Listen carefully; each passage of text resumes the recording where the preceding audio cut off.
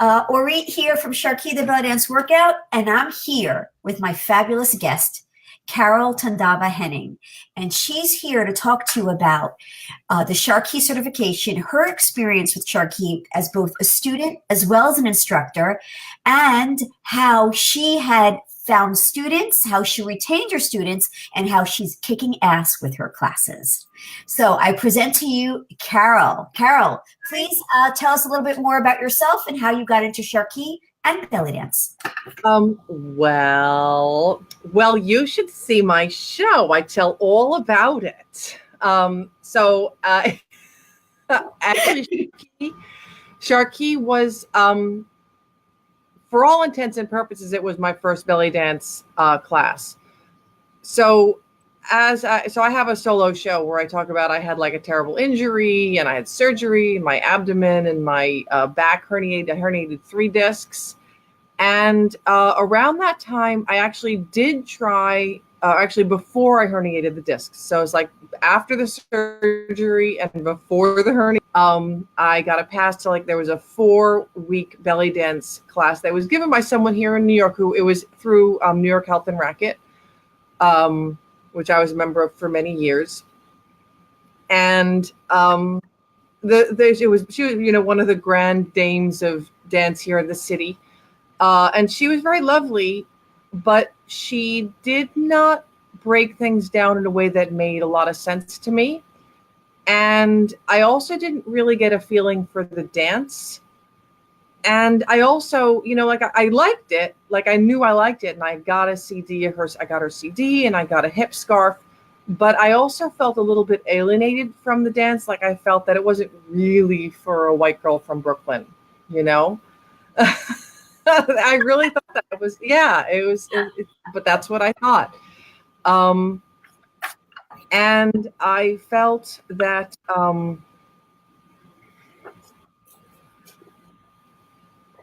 some of the moves she taught a shimmy, like an earthquake shimmy. And that's very hard to do because you're pumping both your knees at the same time. And then she started undulating with this shimmy. I was like, well, there is no way I'm going to be able to do that. So I just was like, well, this is not for me. It's very nice, but it's not for me. And then I herniated my discs, and that was that.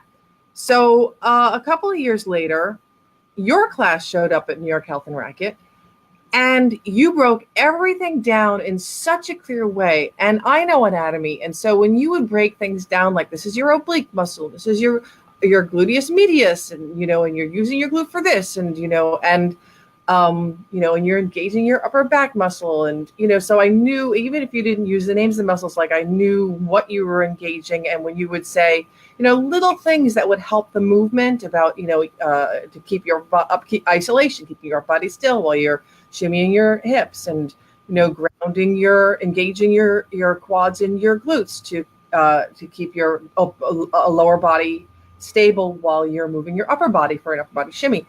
That made so much sense to me. And then when you started talking about the history of belly dance in your family and about how your grandmother had taught it to you, and it was just something about women celebrating their bodies, and it wasn't about the seducing man thing, I was like, whoa, that just made all the difference. Like a light bulb went off in my head, and I was like, this is not the dance that I thought that it was. Gotcha. Yeah. So that was it. And the other teacher, she never said anything like that. It was still a very alien dance when I looked at it from her. And when I took it with you, it was my dance. It suddenly became something that my body knew and understood, right, just from being a human, and dare I say a human female, although there are many wonderful male belly dancers as well. But certainly the way that you put it and the way that the female body is shamed, the way the belly is shamed in this culture, particularly for women. And then when you're saying things like, we can shake all that stuff up around and have a lot of fun with it. And so it was just, and I stuck with you. Unfortunately, your series was limited as well. And I recall then you were teaching classes elsewhere where either I didn't have a membership or what it was at times that I couldn't take with my job. But then when you did get a time, like a couple of years later, I did study with you again, after getting a little perspective in someone else's class. Gotcha. Okay. So, but I always enjoyed everything that I got from you as through the SharQui format, most especially, even as I began learning more from different teachers in other formats. Wonderful. Oh, thank you for that. You just answered my that's the first question. Before taking SharQui classes, how was it now after taking the SharQui class? And okay, great, awesome. Now we're on to question number 2. Physically, where in your body have you improved from taking SharQui as a student? Well, as a student, or well, I think everything improved. Everything improved as a student, because I was a mess. When I had 3 herniated discs, I had abdominal injuries, I felt bloated all the time. In fact, I do still feel bloated, but I carry my body differently now. I was just joking where I had to go to the doctor, and I just put a post on my wall, if you saw it, where I was sitting on this, where the nurse was like, well, how much do you weigh? I said, well, I weigh 200 pounds. So you do not look like you weigh 200 pounds. I was like, well, I work out, so I have muscle, and I eat a lot, so I have fat. But the truth, really, it's the way that I carry myself. My carriage is different. My torso is lifted just a little bit more. And a really nice thing about really focusing on those muscle isolations, because especially when I drill in the beginnings of classes, I do a lot of work where I really where I do hip drops with and lifts with the foot off the floor, and that really tones this section right, your those oblique muscles, so you get this really nice little pinch in, and that just makes a really big difference in the way my body looks. And my body's never really looked like that, even in my somewhat slender 20s. Right. So awesome. Oh, great. Thank you so much for that. So would you say that SharQui would be a great addition to like your cross training if you're a belly dancer? Oh, yeah. Oh, definitely. Yeah. Oh, yeah. And in fact, I do occasionally have more experienced students in the class. And that's when I give, I start adding shimmies to everything for them. Right.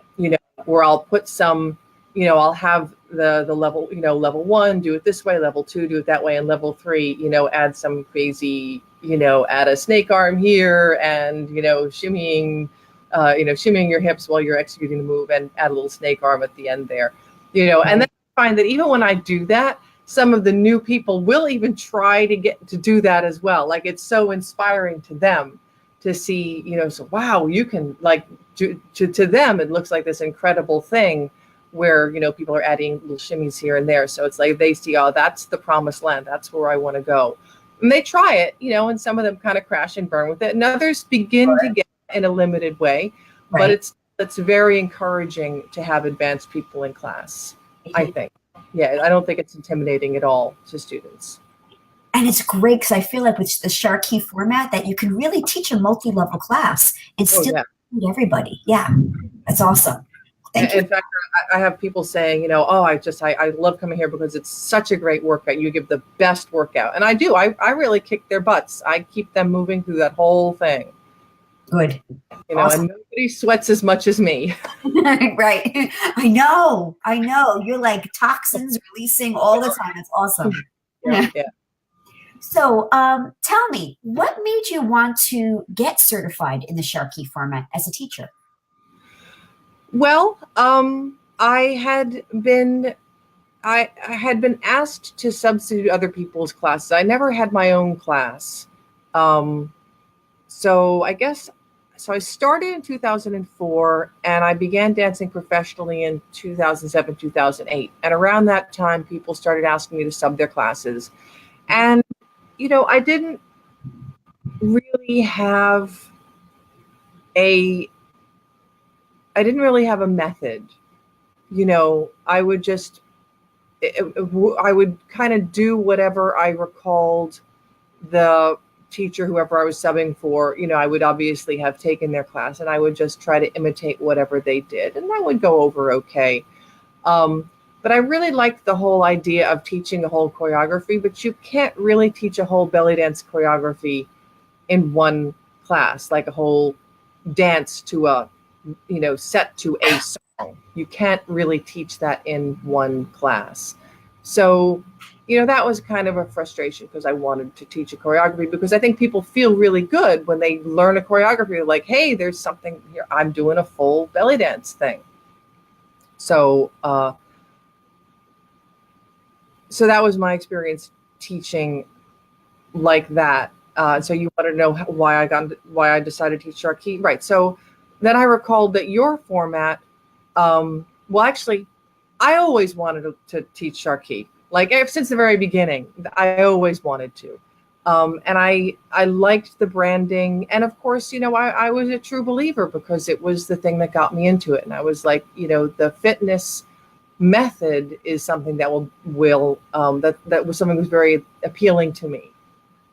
And it made belly dance accessible to me. Though don't forget, I was certified when you had the old method, where you focus was drills and shimmies and and across the floor stuff. You had really, amazing across the floor stuff. So I that was how I got certified. But I couldn't get any classes, and I went to a couple of gyms. I went to Health and Racket. They didn't want me. I asked around here and there, and I couldn't get any traction. Then almost, I guess within that next year, you switched formats, and I learned the new format, and I was like, that was revolutionary, because now you could teach. There was a way to teach a whole choreography, that this was something that was going to be satisfying in the way that I wanted to satisfy students, and also give them a really good workout. Awesome. That's when I decided to just start my own class, to say, screw the gyms. And I started a class 3 p.m. on Sundays at Belly Dance America. And, I opened up a Groupon, and, got the name out there, and, created events, and, I posted, I did this and that, and some students trickled in. Sharon, this is when Sharon's class was still going strong at Ailey. And she was very helpful. Some students, especially when that class stopped, some of those students came to me. Yeah. So does that answer your question? It does, and this is a great segue now to how Yeah. register for. But what else do you do to retain your students? Okay. So that's a big, it's been a big problem these couple of years. So I started in 2015, and I've been doing the Sunday class pretty regularly. And it was always just like 3, 4, 5 people. There were times there would be nobody. Like, I'd have an empty studio, and I had the Groupon, So I started emailing people before each class. I'd do a little BCC, to everyone who had come, and I was still I was collecting names, on a sheet of paper. I'd have a sign-in sheet. People would put their name and write in their thing, and sometimes their email addresses would be mangled, and then they would bounce, So I would try that. And then Sharon's class stopped. So we figured, well, then the Friday at 7 opened up on, a Friday at 7 class opened up at Belly Dance America. And we figured, well, maybe we can get some of those Ailey students, because they're used to classes on Fridays. Let's start a class on Fridays, and we'll bring people in. And we did. And a few people trickled in. But there were times when it was just her and me. Right. Then students began building a little bit more, and then people told me that they wanted to learn to do props, like They wanted to learn finger symbols. And I had actually just taught I was putting together a curriculum to teach a master class in finger symbols because I'm good at it. I've worked at it a lot. I also play Beck moderately well. And so, I have a good finger symbol technique. I know a lot about rhythms. And so a spot opened up at 8 o'clock on Mondays. But again, sometimes it would be one student, sometimes three, sometimes none, and this just went on. And I would barely break even in a month. Often I would not break even. Often I would lose money. So this year I decided, you know what, I'm going to knuckle down and I am going to get my act together in terms of reach out and retention. So the first thing I did was I got an online attendance taker. So this would ensure that people were typing in their own email addresses, so I wouldn't have any messed up addresses. Great. Yeah, because that was a problem. I think also the online attendance, it gives people kind of a feel like it's official, like it's, like you have your act together, they're putting their names into an iPad, like that, it feels substantial. And then the other thing that I did was that now that I really had good email addresses, I created a subsegment of my major email list. So the reason I did this was that I'm very conscious of unsubscribes or, anything going wrong with an email list. So if you start a small email list, that's 20 or 30 people, which it was when I was starting. Groupon people were showing up. Oh, and I opened up a new Groupon. That was another thing. So I created a new Groupon with new pricing options. Great. So the first one was just a 4-class package. And then I put together a second class package of 3 and 5 and 9 because I changed my own pricing. Mm-hmm. So I no longer offer for 4-class packages. Like you can't buy one from me, but you can still get one through Groupon. And I allow that because I get a lot of people that way. So I created a new Groupon with my with the new pricing, which is 3, 5, and 9. And I'm very inexpensive. I'm a $15 drop-in. 3 classes are $39, 5 for $60. So that's $12 a class and $100 for 10. So then it's $10 a class. So that's really inexpensive, especially for New York. But even then people in Groupon, they want something for nothing, but that's just how it goes. That's just how it goes. And they're trying something new. So that's fine. So now I have 2 Groupons going, and all of a sudden, and I also got really good reviews on Groupon. Like I got straight 5-star reviews. The only people, one person gave me a 1-star and didn't say why, and another person gave me a 1-star, was like, my Groupon expired. Damned Groupon. I was like, well, you're going to take that on me? What they do. But everyone else, so it's like my rating is like, 4.8 or something like that. It's still crazy high because I have a lot of other good ratings. So my rating is very high. And I don't know, with this new Groupon, the sales just jumped. Like suddenly people were piling in. Like it's been surprising. Where like 5 minutes before class, there'll be like 1 or 2 people. And then right at the hour, like 8 people will show up. And that class doesn't really, you can't have a good class with more than 10 or 12 people. And I've jammed as many as 17 have shown up. That's been my limit so far. 17 people crammed into that studio. So I was going to say, so I had back to the mailing list trickling in, but I didn't want to create a new list. I wanted to make it I have MailChimp and they let you segment your existing list. So that way, if you have a segment of 20 people and you're just blasting that 20 people and someone unsubscribes or someone, heaven forbid, puts it in their spam folder and that counts as an abuse complaint. Oh my God, like a friend did that to me. She said, I was like, what are you talking about? Like, you asked me to send you this and you mark it as spam, Yeah, it's terrible. Like that, but people don't know. They don't think. So I know. But the thing is, if you have it is a subsegment of a 600 person list, it counts much less.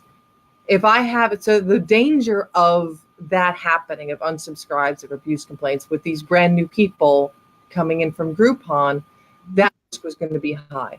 So instead of creating a new list, I made it a subset of a larger list. So if anything went wrong, it wasn't going to hurt me as much. Gotcha. Okay. Yeah. So that was my first thing. And then I put together a little mailing. So I have a little logo that I developed for my entity, which is called Tandava Arts. And, I have a little banner and I put it in segments. So when I was emailing through my Gmail account saying, hey, class is on today, I was like, this is really stupid. We're going, class is on today. I was like, I need to say something more, So I started finding little dance-related quotes. So, to dance is to live, blah, blah, or dancing and healing. So I would do a little search for dance quote and whatever it is that I'm looking for. Like I had one I took off of Shira's website, shira.net, who has an amazing compendium of all things belly dance. And I was doing very recently that in my mailing, I was going to focus on, because I'm teaching cane dance in my prop class now, the difference between the male cane dance and the female cane dance. And she has this cute little quote where she's when a woman dances with a stick, she's teasing the men in her life. So I put that at the top. So here's what my mailing looks like. At the very top is my banner. Right underneath it is a big red button, which is a quick link to register for today's class. So this is to encourage people to register online, to get their names in the database so we don't have to go through this rigmarole where they have to because I have an assistant who's been wonderful, Liz. She's been taking over dealing with the tablet and, getting people logged in and registered. But now she doesn't have to do this whole whoop-de-doo, search them out, find their name, click them in, check them in. Whereas now they check themselves, or they log themselves in, or they register themselves in, and she just has to click a button to check them in. Right. So that's the first thing I'm trying to do, is encourage people more and more to register online. Mm-hmm. And then right underneath that, then I'll have my little dance quote. And then underneath that, I'll just have a little message about, whatever the topic is. I've had it about what's wonderful about SharQui and what a great workout it is. And then underneath that, I'll have a little video relating to that. So then I had one of your videos with various testimonials. And then beneath that, I'll have other things that are important. If we have a show coming up, if you want to participate in the show, here's what you got to do, click this link, let me know, and stuff like that. And then I'll have, now I'm promoting other SharQui instructors. So then I have at the bottom of that, other SharQui classes in the city. And then I have, Sharon's SharQui class out in Queens, and Janelle's class that she's teaching herself, and then the other one that she's teaching at Broadway Dance. And then underneath that, just anything else that could be relevant. Most recently, people have been asking about where they can buy dance slippers. So I have a whole thing about Dance Factory Warehouse, because they have really inexpensive, regular old Capezio ballet or jazz slippers. You can get them for $10. And I also, and the other important thing is I have a Facebook group for the class. So if we're learning choreography, like we have a show coming up, I'll post videos so that way they can rehearse, from the front, from the back, counting down without music. So we can just getting the movements to the counts, just things like that. So then what I'll do is, since I have 3 classes now, I'll usually only change the top. So for as long as we've got the event's coming up. So the event's coming up at the end of the month, right? So for that whole month, I'll have that piece about, here's the event coming up. We're dancing at a street fair. Here's where it is. Here's where it's going to be. Here's what you do if you want to participate. So that's its own little block. Yeah. And it's a little further down the email, but all that stuff stays put. And then with each, so I do this for each class day. So Monday, Friday, Sunday. Mm-hmm. I'll just have a little thing relating to that class and with the link for that class. So it's, link, quote, little thing from me, and then whatever the various blocks are for stuff coming up, so that the people refreshed on what's going on in our little world. Great. Health has been great. Yeah. So it seems like you are really serving your people. Awesome. But you gave a lot of golden nuggets right there. And I just kind of want to break it down for the people who are watching and the people who are going to watch a little bit later. So we're talking about, instead of teaching a class at a facility where you don't rent out, where you're already going to get automatic students, we're talking about you renting your own studio and how, first of all, you were patient and you were consistent, right? And you were like patient for like 3 years. Oh, God help you. It was 2 years of a desert. Yeah. It was rough. Wow. That's dedication right there, folks. So then along with that, the dedication, renting your own studio, being consistent and patient, you then applied for a Groupon. Yes. Then the Groupon right along.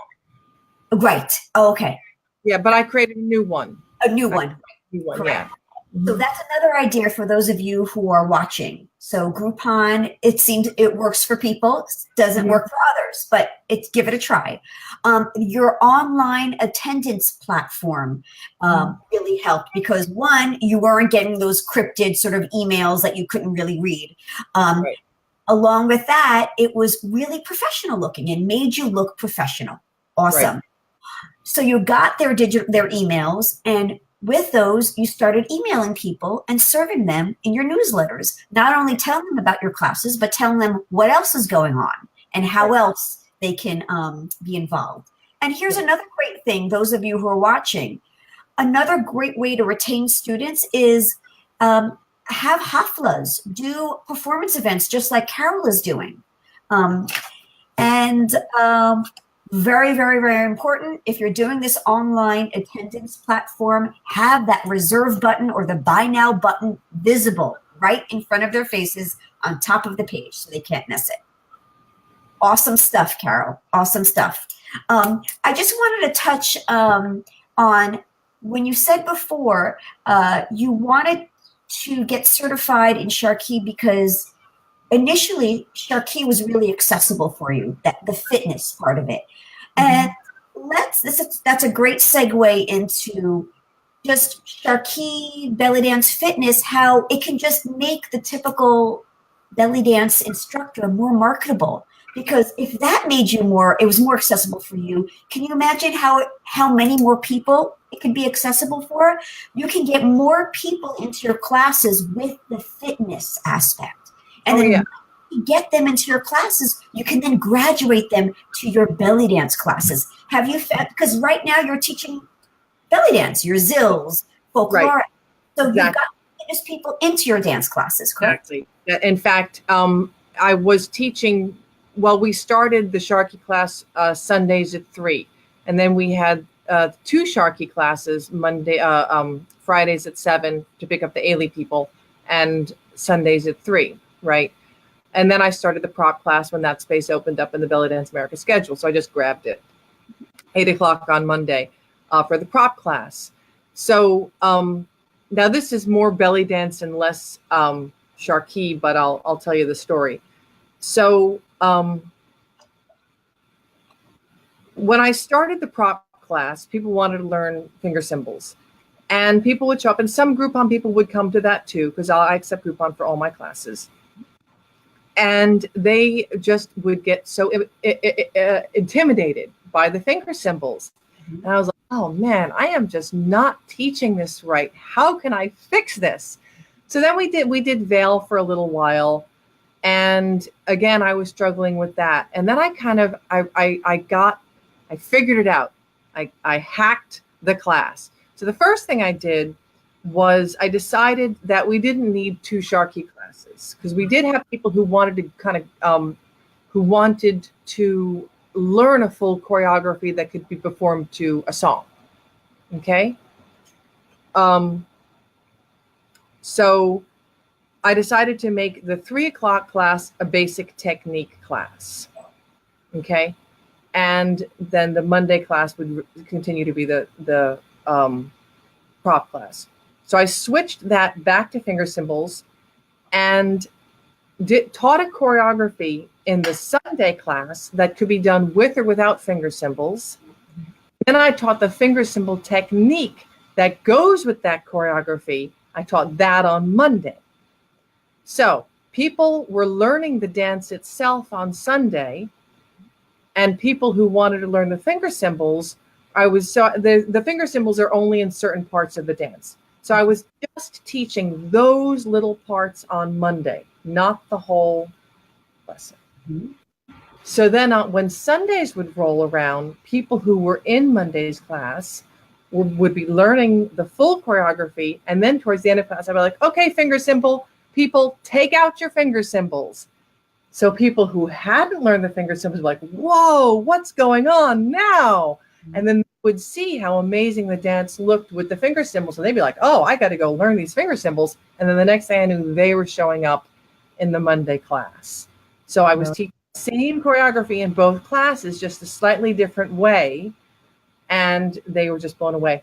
And then the people that I was getting crossover in both classes. So people who just wanted to learn finger cymbals who weren't necessarily interested in learning choreography were like, oh, I got to learn that choreography. People who just wanted to learn choreography didn't want to learn finger cymbals were saying, oh, I got to learn these cymbals. And we had a nice little turnout. We performed the piece at a street fair just this earlier on. And one, I'll dance it, but I won't do the finger cymbals. I said, well, just put them on. Just have them on. No one will know if you're playing them or not. And you know what? She played the whole dance. Amazing. The whole dance. Because people, they get so afraid. But then when they're up there and they're doing it and they're in the rhythm, they're like, oh, this isn't so hard. So that was how I finessed those two classes. So then that made the SharQui class a very different product to the other two classes. So then I could really ramp up those choreographies and, really make it about getting your heart rate up and just moving constantly. And then I had people coming to, the same people coming to all three classes. Wow. Because they're getting a very different experience each time. Brilliant. That was a great plan. Plan of teaching. So we're coming up on about, and I like to keep it sweet. So, Carol, give our people listening or watching later on, one takeaway, one actionable takeaway for them to do right now to get more students. Email them. Yeah. Email them, and email them something fun. Email them something that's worth opening their email for. Yeah, put a cat video in there if you have to. Just get them something that will be entertaining and interesting, hopefully dance related, but not necessarily.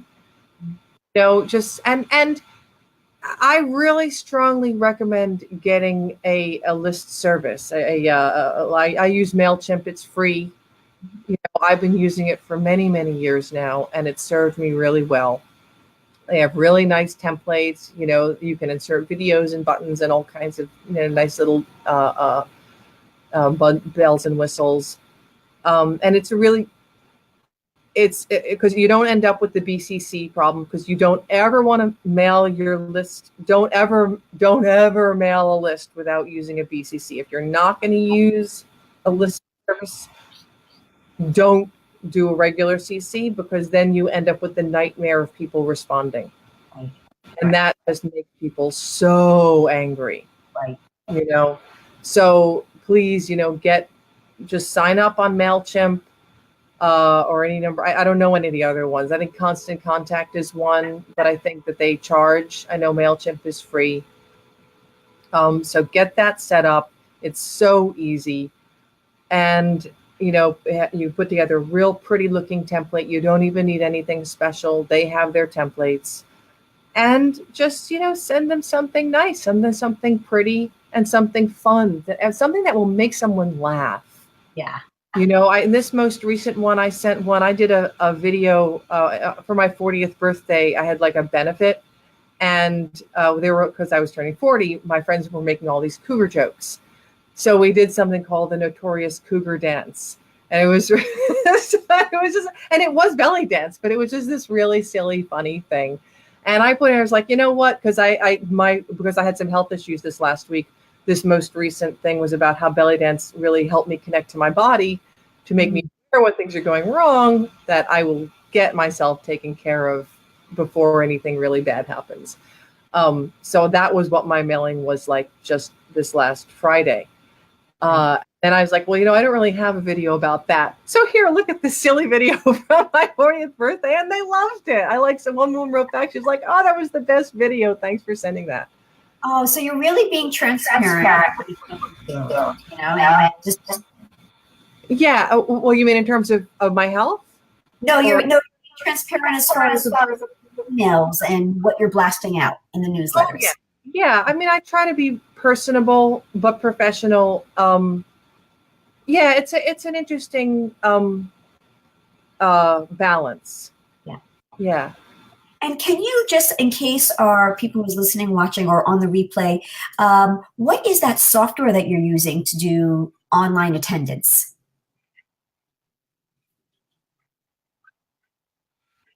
It's called, as in Tom, L-I, fitly.com. And it's run by these two guys. I think they're in the Midwest. Yeah, Dan is the most. And they've been constantly upgrading. They're really inexpensive. And I think they come out to be about $20 or $25 a month. And they have a deal where they try it for a month, and then that is not included in if you purchase. It's not, they don't include that. Then you continue on.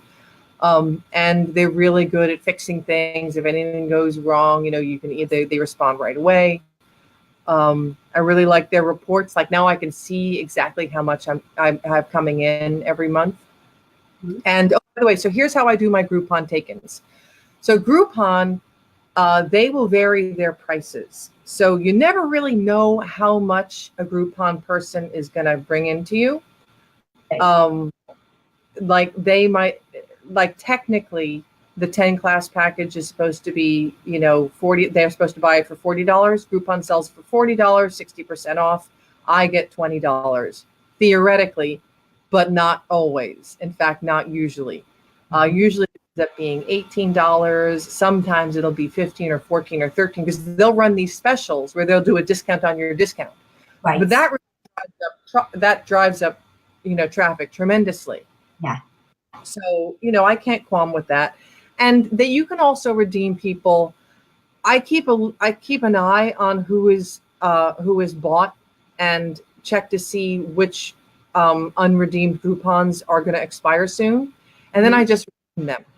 And in case the personal email, I never attended your class. How come you redeemed it? And I said, well, I saw it was expiring and I didn't want you to lose your Groupon.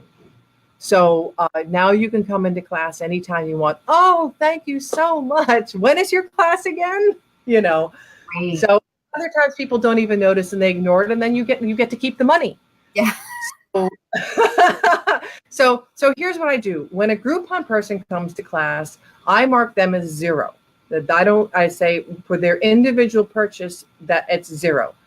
Then when Groupon sends me their money, so they send you money twice a month, I do I book it like I have a private session with myself, and whatever that is a semi-monthly take.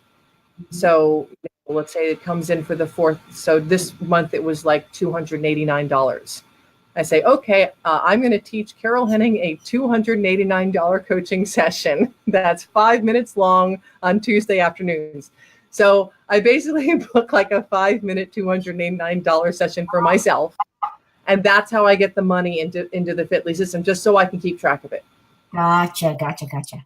Right. Does that make any sense? Yeah. So let's say later on in the month, the next Groupon check is, $212. So then I'll change the price of that product because Fitly lets you set up different products. So it's like Carol's Groupon coaching session, And so I'll just change it to $212. And then I just book that session in with myself. The money is recorded.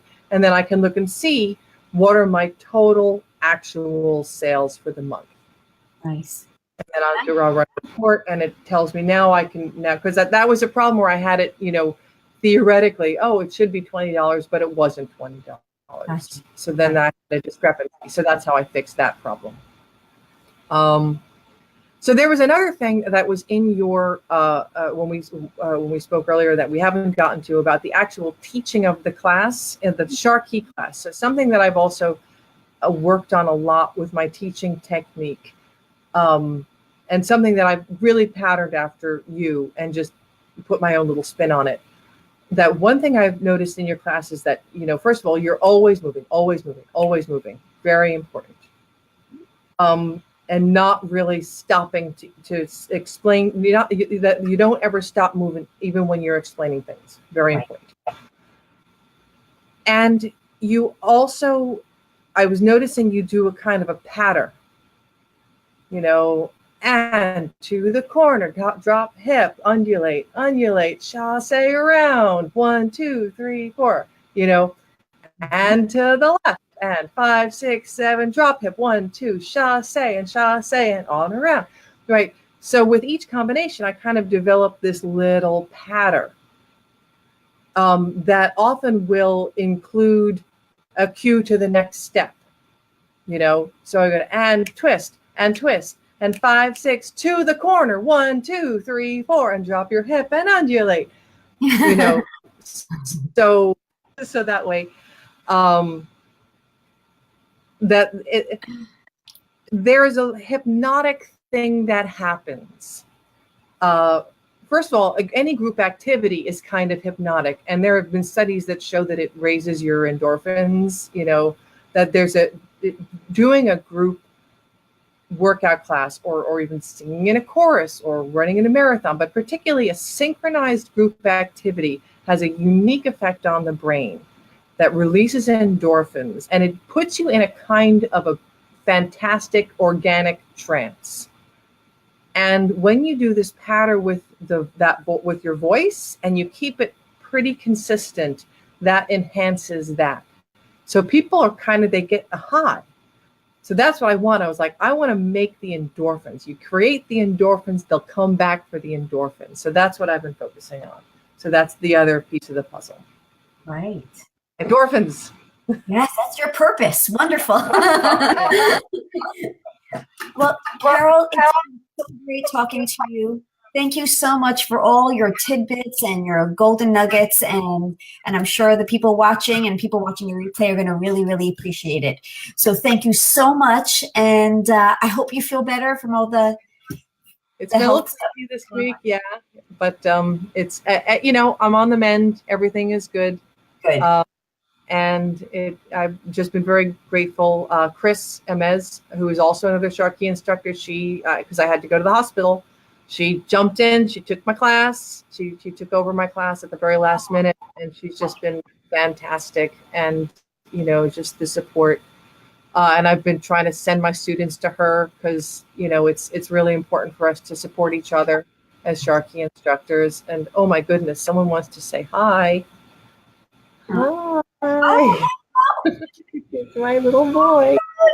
oh my God, hello. And Cindy just said, thank you for all the information and sharing. Cindy, Yeah, and thank you, Cindy.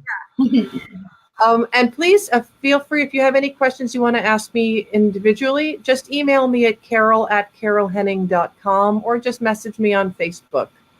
And I'd be happy to answer any other questions. Or I'm going to write that right here. Henning.com. And Wendy says thank you as well. I didn't want to miss her. Great. So thank you so much, Carol. And thank you, everybody, for watching. Have a great night, great evening, wherever you're on, whatever coast. Bye.